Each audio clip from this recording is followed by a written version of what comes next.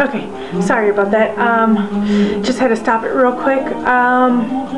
Now, going over that, I did know about the cervical mucus, of course, because I've done a lot of research in the past about it, and I've had to ask a lot of questions with my doctors and stuff like that. Sometimes cervical mucus is a little tricky. You may be a little bit anxious, like, you know, like me. I'm a little anxious. I want to know when I'm ovulating, and you know, I do have a lot of questions sometimes of how it looks, or you know, how it feels, or anything like that. So that's why that I had bought my my Clear Blue Easy fertility monitor.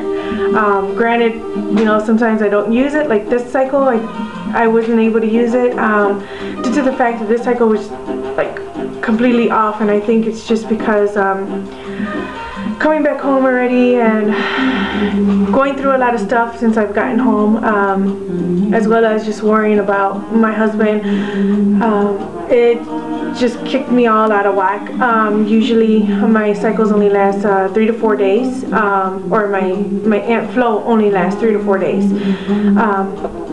But this cycle was a little weird. I think, let's see, day 1 was more like spotting. Day 2, 3, and 4 were full blown, but day 4 it ended like in the afternoon, which was weird because it usually ends at night. Let's see what else. Day 5 didn't have anything.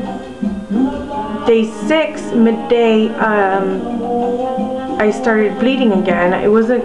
I know for a fact that it wasn't spotting. It was bleeding.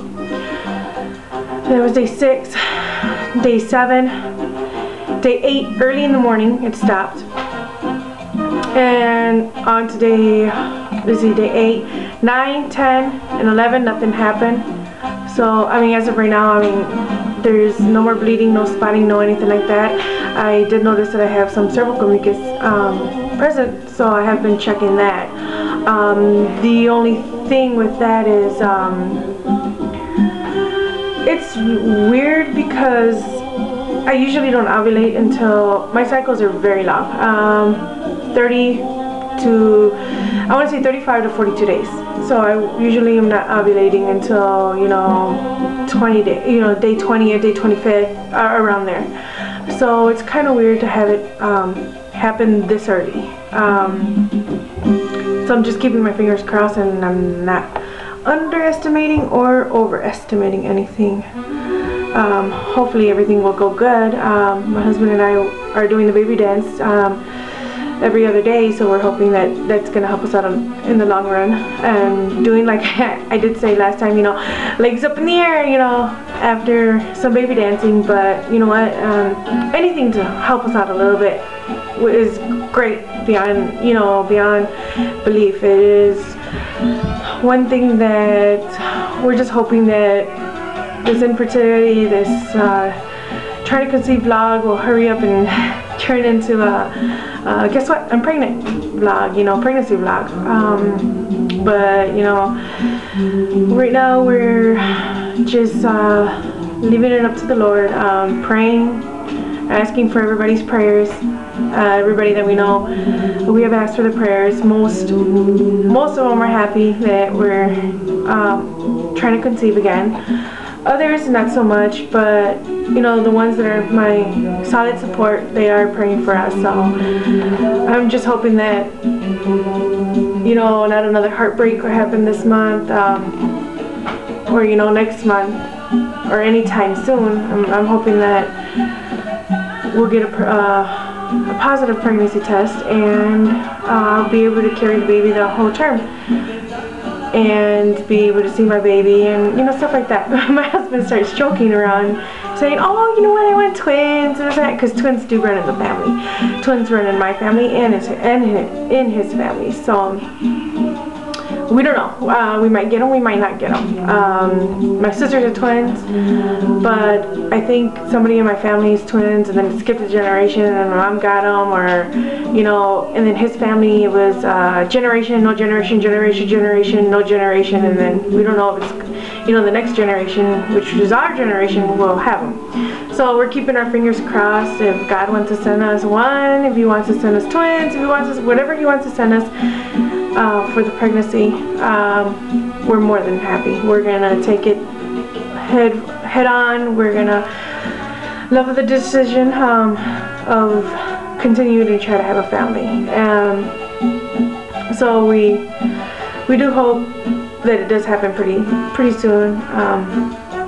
Again, you know, a lot of people did tell me, since my brother-in-law passed away, when God takes one life, He gives another. So, you know, I hate to think of it that way, but I know He really wanted us to have our family, because He really seen how my husband was, and He knew my husband loved kids, and my husband is just ready to be a dad, and he would give nothing more but to see us happy. And like I did state in my, I want to say my second vlog that I have I had posted, my first son will be named after him, and that is just because, you know, a couple years ago, I want to say like a year and a half, 2 years ago, maybe even 3 now, he seen that I was a little depressed about not having any pregnancies. You know, the miscarriages were too fresh. And one day he's like, well, you know what, when you end up pregnant, and he goes, I'll buy you your crib. He's like, I promise you that. I will buy you your crib. Just end up pregnant, and the crib you want, I'll buy it for you. And then I always tell him, I was like, yeah, I was like, that would be nice. I was like, you know, and I would like you to baptize my child, you know.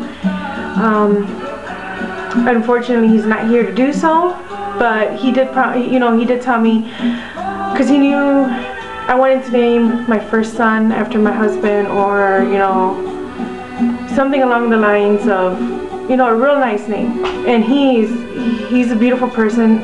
He was a very beautiful person, and he did tell me, you know what, you can take my name. And I'm like, okay. I was like, you know, that's a big honor for somebody to say, hey, you know, I wanted this for my kids, but I want you to have it. And I did promise them, and I will be completing it, hopefully. Let's see what else. I'm just mumbling off. Let's see, I thought I had something else to go over with you guys today. Let's see. So I went over my points in the book today. Went over some symptoms, even though they're not pregnancy symptoms, but, you know, ovulation, that comes with this whole worth of symptoms. Let's see.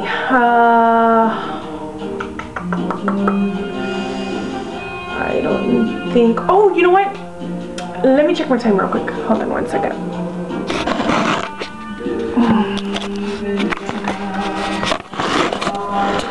Okay, sorry about that. I do want to say this real quick. I don't know if anybody knew. I know I didn't know. And it was in my book.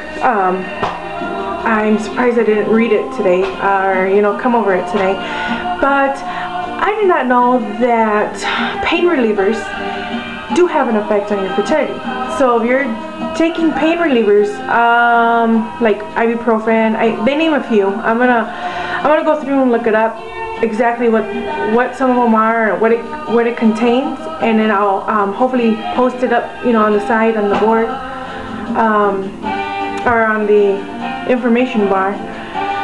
But that does, you know, it does prevent you from ovulating, or when you do ovulate, it makes it that much harder for the sperm to fertilize the egg, just because of all the chemicals. I don't know if you want to call it chemicals, but all of the medicine that is in that, it does play a negative part. So if you guys are having a headache, or, you know, backache, anything like that, any type of ache, the book does recommend, and I've heard my doctor tell me this too, Tylenol over ibuprofen, number one. Tylenol does have its downfall sometimes, and I rather do ibuprofen sometimes, but after reading that part and then speaking with my doctor, yeah, I think I'm gonna go with Tylenol instead. Let's see what else. I really don't think anything else today. If I missed anything, I'll write a list, and I will be most definitely making a video tomorrow, because my husband will be at work all day, so I'll be at home doing nothing, so I'll be doing another video. I'm gonna be more prepared. Let's see. And the music, you're not gonna hear in the background. The only reason why I have it playing is I have nosy neighbors, so they like to come out in the hallway and they like to eavesdrop. So let me give you a quick tour of my living room. I think it's clean. Hold on 1 second.